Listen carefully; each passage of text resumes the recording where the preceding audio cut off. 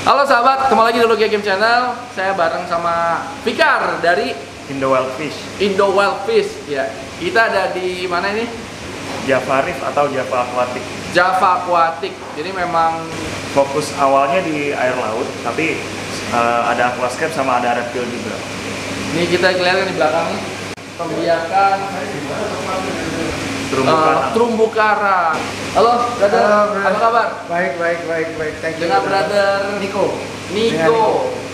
Niko dari Java Aquatic. Dari Jawa Aquatic ya. Ini posisinya ada di daerah mana sih, ini Ciledug ya? Iya, ini kita di Ciledug Raya, Kebayoran Lama. Java Aquatic ada medsosnya? Java_Reef di Instagram kita. Jadi ya di sini kita banyak ambil karang besar yang kita bilang mother colony. Nah, mother colony itu kita frack kecil-kecil sehingga kita melakukan pembesaran dan peranakan di sini. Ada beberapa tipe memang bentuk jenisnya, caranya juga masing-masing. Jadi ada yang tumbuh dan dipecahkan, ada yang beranak sih. Kawin terus punya anak atau spora atau gimana tuh? Kalau yang ini sih bukan sporing, jadi dia multiplikasi. Jadi dia memang dari dalamnya Diri gitu. ngebelah diri tapi di bawah. Ini nggak ngebelah diri sih, dia kayak keluar aja tunas baru. Jadi ngeluarin cabang baru. Cabang barunya nanti aku bantuin kasih lihat, di sini udah ada kelihatan cabang barunya. Terus Nah, dipotek. nggak, nanti dibiarin dulu sampai dia agak membesar ke berapa senti, kita pecahin lagi.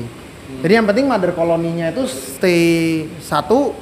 Jadi peranakannya kita pecahin lagi, nanti mother koloninya saat gede nanti kita pecahin lagi. Dia itu bawahnya apa sih? Batu bata? Semen.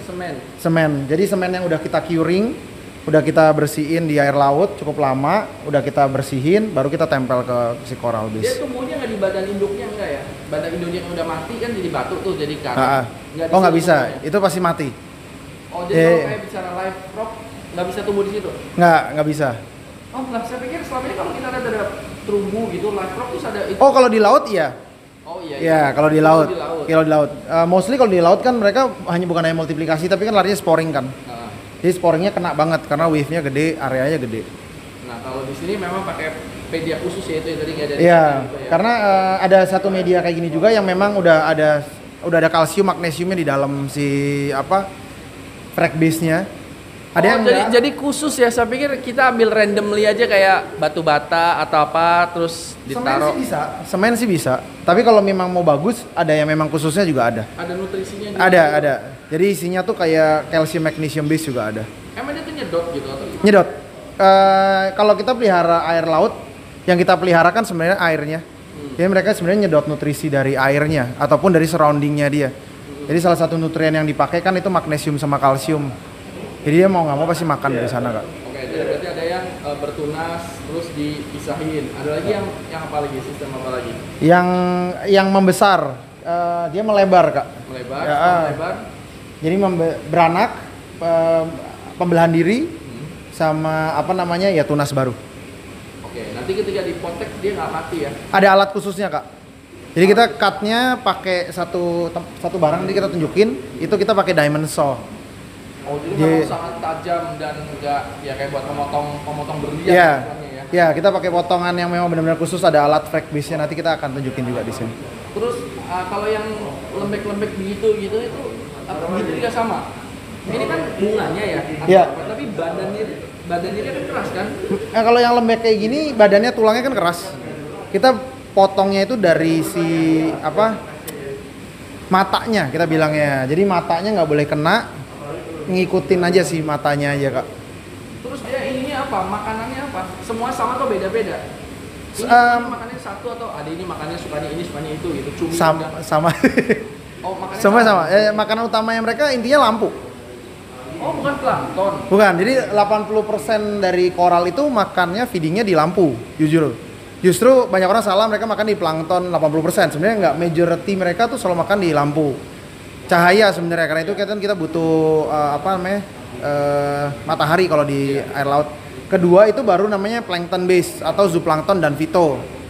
Nah, habis itu amino acid. Habis itu masih banyak yang lain sih kayak magnesium, kalsium, KH dan banyak tuh rembetannya tuh. Cuman intinya adalah lampu. Lampunya apakah benar-benar bisa mewakili matahari ini? Iya, kita harus cari lampu yang memang punya UVB, UVA yang kuat, full spektrumnya dapat. Habis itu ethnic blue-nya harus di atas 19 Kelvin. Jadi akan bisa ngikutin gantiin matahari selama dipajang dengan tinggi yang benar. Karena yang dicek itu nanti parnya, depth-nya, wavelength-nya, dan PUR atau kita ngomong efisiensi dari lampunya. Tapi kok saya nggak ngerasa panas ya? Apakah di sini pakai AC atau gimana? Ya ini 24/7 AC soalnya Kak. Kalau kita pegang gini sih panas. Oh iya. Dan suhu yang diinginkan ini berapa? Coral sih sebenarnya bisa sampai 18 derajat. Tapi ikan nggak akan kuat. Jadi untuk biasa stabilin ikan sama coral kita mainnya di 24-26. 24-26 itu ikan aman, coral aman? Iya, kurang lebih di angka itu. Tapi maksimalnya, optimal dan maksimal itu? Optimalnya si coral di 18 derajat Celcius. 18 itu paling bagus? Paling bagus, tapi ikan nggak akan tahan di sana. Apalagi di dalam close sanctuary kayak gini, berat ya. Dan ketika tadi makanan utamanya cahaya lampu yang mengganti matahari. Iya. Terus makanan zooplanktonnya atau planktonnya pakai apa ini? Kalau kita sih pakai satu brand, kita namanya Red Sea. Itu yang memang udah kayak all in one ya. Jadi ada si planktonnya, ada zoonya, ada phytonya, ada amino acid, ada karbohidratnya, semua udah campur di sana sih Kak. Itu cairan atau bubuk? Cairan Kak. Dan itu untuk per berapa? Untuk sampai misalnya setiap hari, sehari 2 kali atau seminggu sekali atau berapa? Saya rekomen selalu setiap hari dengan dosis yang dianjurkan sama pabrik. Kita bisa dosing langsung juga ke si coral atau feeding langsung ataupun ditebar aja sih. Kayak cuman dilepasin aja. Itu kan bubuk itu berarti kan telur plankton atau udah mati atau memang nutrisi? Itu fitoplankton mati atau zooplankton mati tapi yang diimbus sama amino acid karena kebutuhan mereka buat pigmentasinya tuh di amino acidnya. Jadi pigmentasinya di amino acid dan mereka butuh kayak karbohidrat, vitamin yang lain buat pengembangan sih. Jadi buat memang badannya dia sih sebenarnya. Berarti kalau kita yang cincang-cincang udang dilumat-lumat terus disuntik-suntikin ke ujung-ujungnya itu udah nggak efektif atau gimana? Dia hanya sebenarnya gantiin fito. Karena kan kayak zoo itu misalnya, Vito itu yang hijau, Vito itu jadi kita ngambilnya dari nabati, ada yang satu lagi protein yang memang hewani. Nah Vito itu zoo-nya kan yang misalnya yang hewaninya. Iya. Saya mungkin salah nih, saya agak lupa juga. Cuman kalau kita ngasih cuman udang begitu, nomor satu semua koral yang biasa di feed sama udang bisa makan, mereka tuh sebenarnya slow eater. Jadi saat kita kasih makan banyak begitu, akan bikin mereka stres, bukannya sebenarnya bikin mereka lebih sehat. Karena mereka harus ngebuang lagi sampahnya banyak. Kedua hanya cuma satu fitonya, sedangkan banyak yang lainnya vitaminnya nggak dapet. Soalnya saya zaman tradisional dulu tuh udang dibecek-becek tuh di spet-spetin ke mulut-mulutnya dan itu memang ya alhasil memang nggak pernah ada yang bertahan lebih dari 2 bulan sih, pada mati semua. Ya karena pembuangannya. Terus kedua untuk live food kayak gitu kan dia banyak amonia. Jadi akan banyak merusak airnya sih di koral gitu. Jadi kita mencoba ngasih barang yang gampang dibuang sama skimmer dan juga hasilnya jadinya nggak susah buat kita juga sih gitu. Jadi kotorannya minimal, fosforosnya minimal lah. Jadi kalau boleh saya simpulkan tapi tolong dikoreksi. Jadi kita pelihara air dengan sistem yang bagus ya, Iya. Filtrasi dengan keseimbangan antara kimia dan biologi dan macam-macam. Maka hasilnya ada air yang baik dan jernih. Lalu dengan pencahayaan yang bagus, yang sesuai, yang terukur, lalu kita tanam tuh, kita taruh tuh benih-benih koral ya. Kita benih koral, terus supaya gak ribet ngasih makannya, maka ada makanan khusus. Sehingga kita nggak perlu tercecer-cecer, beramis-amis, dan kelebihan nutrisi sampai akhirnya menjadi busuk. Jadi ini satu hal yang praktis dengan sistem yang baru itu. Iya, lebih praktis, lebih simpel kita pakai, udah ada resepnya, tergantung dari literan air dan bikin kita nggak pusing lagi sih sekarang. Dan harganya pun sekarang udah lebih masuk akal, jadi everything is getting better now. Nah, terus untuk perawatan air sendiri, itu apakah nanti ada cairan khusus ini lagi dan itu lagi atau enggak, udah itu aja? Enggak sih, semua itu aja sih. Jadi yang penting dosingnya nanti kita akan kasih apa aja yang dibutuhkan. Mainnya sih nggak lebih dari 4 dos. Air sih nggak perlu dikuras setiap hari karena di laut itu kita cuma butuh paling sebulan 2 minggu sekali itu udah cukup banget dan itu hanya 10% water nggak perlu pun selama kita dosing yang tepat dan masih dosingannya tuh bener, nggak perlu kita ganti juga nggak masalah sih sebenarnya. Ditambah 10% setiap 2 minggu itu dikasih air mineral biasa atau harus air asin lagi? Tiap harinya sih kan karena mereka evaporasi pasti kita isi air tawar. Tapi 2 minggu sekali itu kita buang 10% diganti lagi 10% sama air bikinan. Kita sekarang udah pakai garam sih, Kak. Jadi Garam kalau sintetis untuk ganti sih. Cuma dicampur ke air juga. ya, jadi maksud saya gini, kan orang berpikir bahwa kalau miara air laut maka harus ambil air dari laut. Enggak, karena udah ada yang jual air laut yang bersih.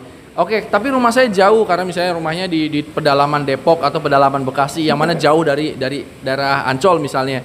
Lalu itu bisa pakai air biasa, air isi ulang atau air mineral dan dikasih garam sintetis dan itu fungsinya untuk menggantikan air laut dan itu efektif dan subur gitu, bisa begitu. Satu, mineralnya malah sudah di balancing. Dia lebih bebas dari penyakit, parasit. Terus fosfat nitratnya juga nol. Jadi malah lebih bagus sebenarnya untuk konteks karang ya, Kak. Mungkin nggak ngomongin ekosistem satu laut, tapi untuk konteks karang dia akan lebih baik malah lebih baik dari air laut sebenarnya. Cuman kalanya ya nggak ada plankton hidupnya dari laut aja. Oke, terus apakah kita perlu kasih plankton kayak misalnya kayak itu tadi kayak semacam artemia ditaruh, itu penting nggak sih? Perlu nggak sih? Enggak juga. Tadi kan yang kita bilang udah ada satu makanan yang memang udah bisa ngehandle itu. Artemia live food bisa dipakai tapi juga maintainnya kan susah. Karena kan pemecahan telurnya walaupun 24 jam kan ngehidupinnya lagi di air kan juga nggak panjang. Jadi nggak perlu sih sebenarnya, udah nggak perlu lagi pakai kayak gitu lagi. Jadi udah nggak perlu berurusan sama yang lainnya, cukup beli satu tank, beli satu sistem filtrasinya, setting lampu sama benih-benih terumbu karang, terus kasih beberapa botol yang botol A, botol B, botol C. Ada berapa botol kira-kira? Ada berapa itu? Mainnya 4. 4 aja. Mainnya 4 botol. Sisa sih banyak, cuman mainnya sih yang penting 4 botol. Ya cuman nanti kita pelan-pelan bareng di rumahnya Kang Luki aja. Dan saya mau tanya juga, ini apakah kan tadi kan, wah iya garam sih memang sintetis tapi mahal banget, untuk bicara tank sekian aja bisa sekian juta, belum lagi obat-obatannya. Ini apakah hanya mainan orang-orang kaya atau orang menengah ke bawah atau anak mahasiswa udah bisa main beginian? Garam sih murah sih, Kak. Garam sekarang itu rate-nya di angka 20 ribuan per 19 liter. Jadi saya rasa hampir semua orang bisa ganti lah untuk air doang. Sistemnya sama makanannya apa ini segini deh, anak mahasiswa kira-kira ini ada nggak sih budget main Reefs untuk mahasiswa? Budget paling murah mungkin 1 bulan kita kalau dari brand yang sangat-sangat terjangkau kita bisa ngabisin paling 300.000 sampai 400.000 sebulan. Mungkin 200-300.000 di brand yang agak bagus mungkin di angka 400.000. Itu udah all in, udah makanan dan apa semua itu. Oh, pembelian pertamanya aja sih yang besar. Tapi kalau kita bagi per bulan secara pengeluaran, brand yang paling cukup oke, terkenal banget aja paling kita ngomong 400.000 paling, Kak. Itu untuk tank ukuran berapa kali berapa? 1 meter 20 sekitar 500-600 liter lah. Oke, ini saya simpulkan lagi, nanti koreksi kalau salah. Berarti sekarang kalau misalnya mau main akuarium air asin yang memiliki terumbu karang yang indah dan cantik, itu kalau turbunya karangnya bisa, itu harganya beda-beda kan, karena ada yang dari laut ini laut itu harganya mahal. Tapi untuk perawatannya itu sekitar 400.000 per bulan, kurang lebih begitu ya. Buat tank sekitar 450 sampai 500 liter. Ya, tanknya berarti ukurannya antara 1 meter 20 kali 40 kali 50. Ya, kali 50 lah, anggap 1 meter 20 kali 50 kali 50 sama sam bawah ya. Berarti itu udah terjangkau kalau menurut saya. Nah, tinggal bicara ya apa item-item dalamnya, maksudnya kayak terumbu karang ya, kayak bicara ikan pun gitu kan. Akuarium air tawar ikannya ada yang harganya cuma 3.000, ada harganya 500 juta juga ada, tergantung kan gitu loh. Tergantung ikan. Dari kesukaannya kita aja sih itu. Untuk harga ya. Nah, kalau chiller itu memang airnya didinginkan atau memang airnya itu disemprot pakai, saya pernah lihat orang tuh nyemprotin pakai kipas atasnya gitu. Atau apa, tolong terangin sedikit tentang chiller ini, mekanisme sama fungsi dan sebenarnya apa sih itu? Sebenarnya chiller itu yang kita kejar bukan buat dingin sebenarnya. Itu banyak orang salah. Itu chiller sama heater kan kalau buat orang yang main ikan predator sama. Chiller itu sebenarnya buat stabilisasi suhu. Jadi kalau misalnya si chiller itu kita ngejarnya 24-25, sebenarnya cuma buat stabilin 24-25 aja. Karena setiap kali perubahan derajat kan si koral sama si ikan kan suka nggak akan kuat. Kalau misal pakai si kipas itu malah kita nggak rekomen.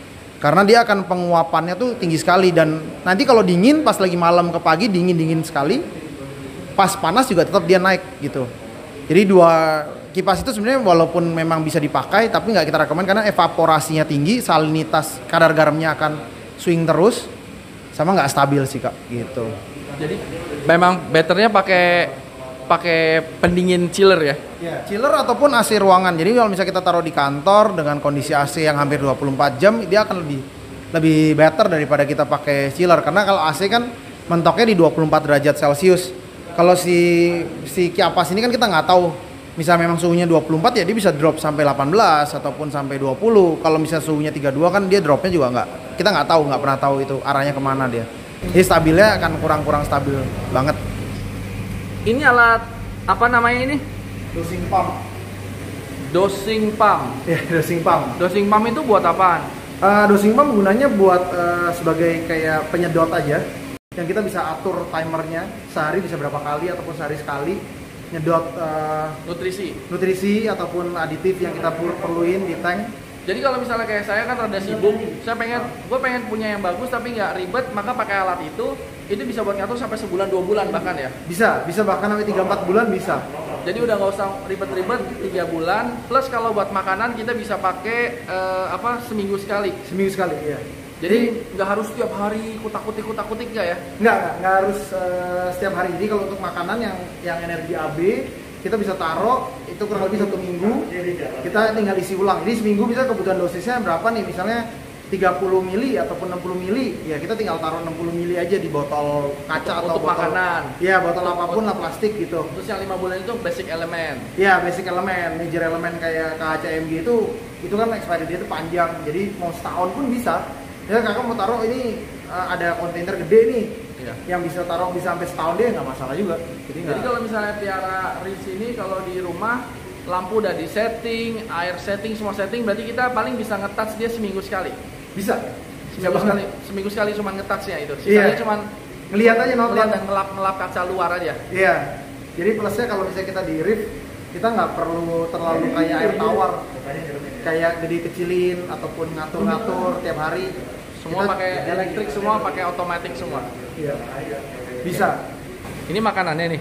Ya, ini makanannya. Ini yang versi lama. Kita ada yang versi baru. A dan B jadi satu. A dan B jadi satu. Nah, lebih konsentrat juga. Nah, ini makanan yang aku bilang udah ada semua. Di sini udah ada fitonya, zooplankton, amino acid, vitamin, semua karbohidrat udah masuk di sini, Kak. Jadi nggak perlu nyincang udang dan suntik-suntikin ya? Nggak usah. Itu cara purba banget. Cara purba ya. Udah fosil. Iya. Jadi lampunya kita tinggal pencet. Ini feeding, dia akan otomatis mati 10 menit. Ini skimmernya, kita tinggal pencet juga, dia mati. Terus ini wave makernya tinggal kita pencet, karena kita udah cek valve semua, jadi udah nggak bakalan membludak lagi. Ini kita lakuin ini bisa berapa lama sekali? Seminggu sekali? Seminggu, kalau pakai autodosing sih seminggu sekali bisa sih kan. Nah ini enaknya kalau pakai yang kayak gini kita tinggal sebarin doang. Oh, nggak harus di titik gitu. Ikan nggak apa-apa kena air ini? Oh, sangat aman. It's a little bit ugly out there today.